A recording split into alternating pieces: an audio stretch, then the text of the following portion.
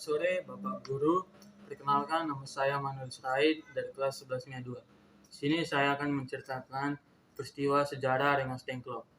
Peristiwa Rengas Dengklok merupakan aksi penculikan Soekarno dan Muhammad Hatta oleh sekelompok pemuda.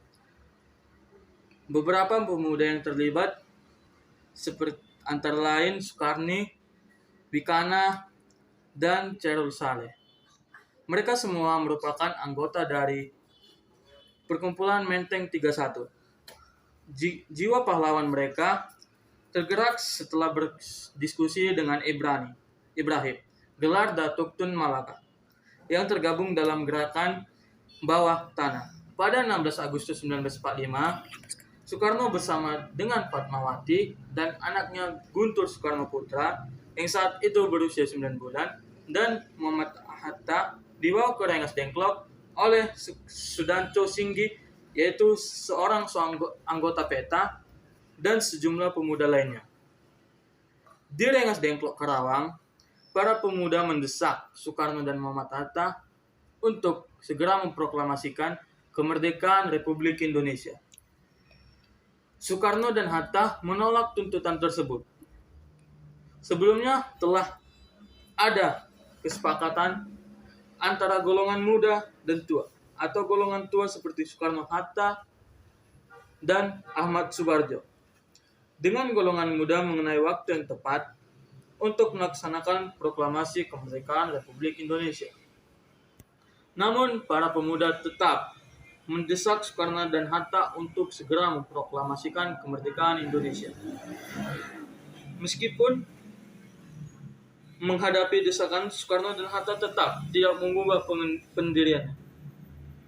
Chairul Saleh dan teman-temannya yang berada di Jakarta kemudian menyusun rencana untuk merebut kekuasaan.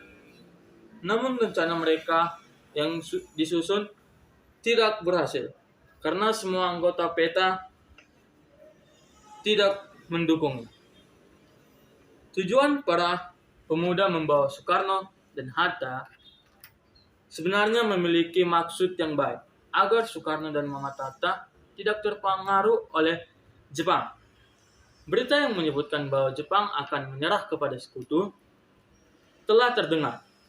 Meskipun demikian, para pemuda terus berusaha meyakinkan Soekarno dengan mengatakan bahwa Jepang telah menyerah dan para pejuang Indonesia, termasuk golongan muda, telah siap untuk melawan Jepang apapun risikonya.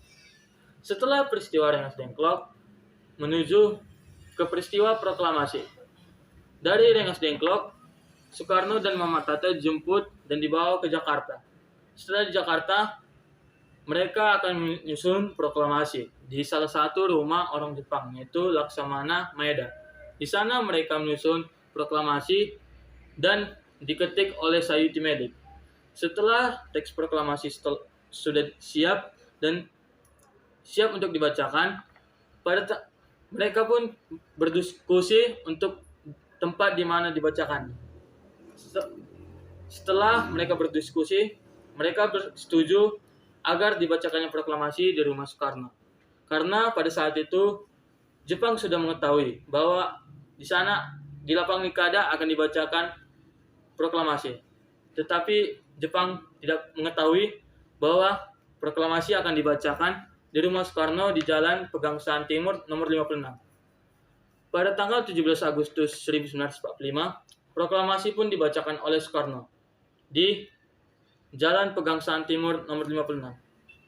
Sekian cerita dari saya.